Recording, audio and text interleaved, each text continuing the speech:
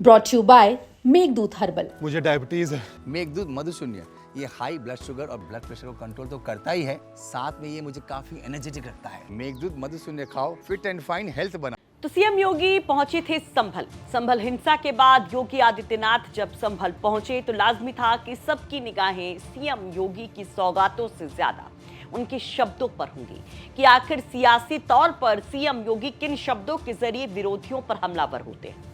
और वही हुआ, जब योगी संभल में पहुंचे तो अपने शब्द बाणों से पूरे विपक्ष को मानो घायल कर दिया। फिर चाहे कांग्रेस हो या समाजवादी पार्टी हो, सीएम योगी उनके ऊपर जमकर बरसे, जिसके कई अंश अब सोशल मीडिया पर वायरल भी हो रहे हैं। योगी आदित्यनाथ ने कांग्रेस को लेकर एक बड़ा दावा किया तो समाजवादी पार्टी को भी नहीं छोड़ा। क्या कुछ योगी बोले वो आपको जरूर बताएंगे, लेकिन सौगातें पहले जान लीजिए जो संभल के लिए सीएम लेकर पहुंचे थे। 500 करोड़ से ज्यादा की योजनाओं का लोकार्पण यहां पर सीएम योगी ने किया, जिसमें सबसे खास था संभल जिला मुख्यालय, जिसका लंबे समय से इंतजार किया जा रहा था। 2011 में संभल जिला बना था, उसके बाद से जिला मुख्यालय नहीं था। तो सीएम योगी आज उसकी भी सौगात देते हैं और साथ ही साथ वो यहाँ पर संभल को धर्म और आस्था के लिहाज से सर्वोपरि भी बता जाते हैं, जो अक्सर वो करते रहे हैं। साथ ही साथ 1978 के दंगों का जिक्र भी मानो कर जाते हैं और इसी दंगे का जिक्र करते करते वो सबसे बड़ा हमला कर जाते हैं। अब तक का संभल को लेकर उनका सबसे बड़ा बयान कहें तो गलत नहीं होगा।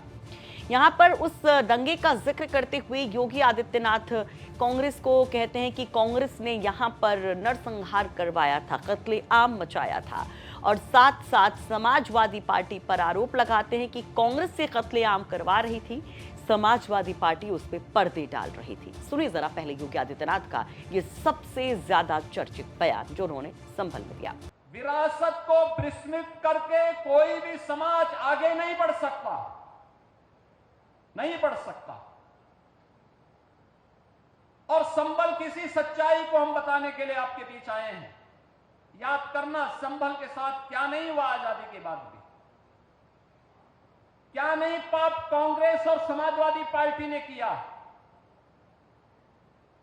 कांग्रेस यहां सामूहिक हत्या करवाती थी और समाजवादी पार्टी उनके चेले के रूप में उनके पाप पर पर्दा डालने का काम करती थी, हत्यारों को बचाने का काम करती थी। यही तो हुआ था संभल में, यही तो हुआ था आजादी के बाद में जो कत्लेआम हुए थे।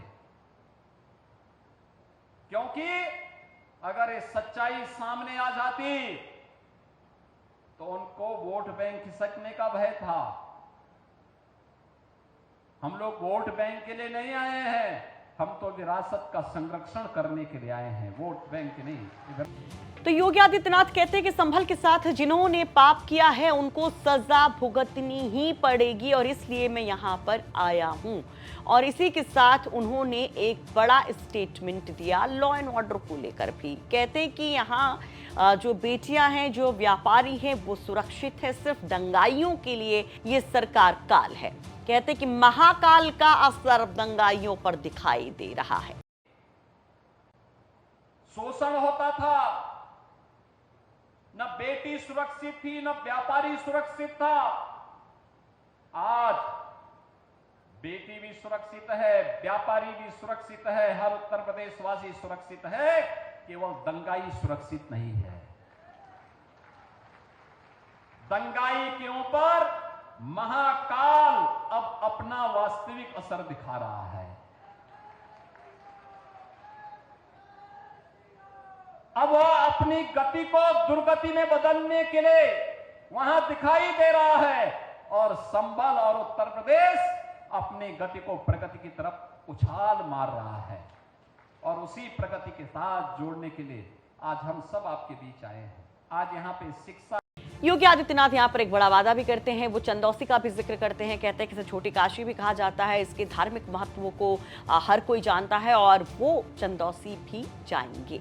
तो फिर मिलाकर संभल बहुत ज्यादा सुर्खियों में है। 24 नवंबर 2024 यानी कि पिछले साल जो हिंसा हुई थी उसके बाद, और वहां पर जिस तरह से पुलिस प्रशासन को विपक्ष ने घेरा, और जो जामा मस्जिद को लेकर, जामा मस्जिद वर्सेस हरिहर मंदिर को लेकर एक विवाद है, जिस पर सीएम योगी खुल करके हरिहर मंदिर का पक्ष लेते दिखाई देते हैं। वो ये बताते हैं कि किस तरह से एक सनातन की सबसे समृद्ध विरासत संभल में थी, जिसको मिटाने की कोशिश की गई। अक्सर वो इस तरह के आरोप लगाते दिखाई दिए।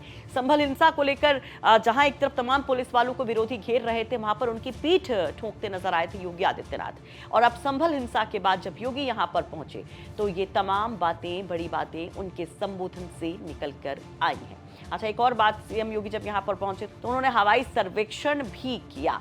तो फिलहाल संभल में योगी आदित्यनाथ के इन तमाम स्टेटमेंट्स को आप कैसे देखते हैं, कमेंट बॉक्स में जरूर बताइए।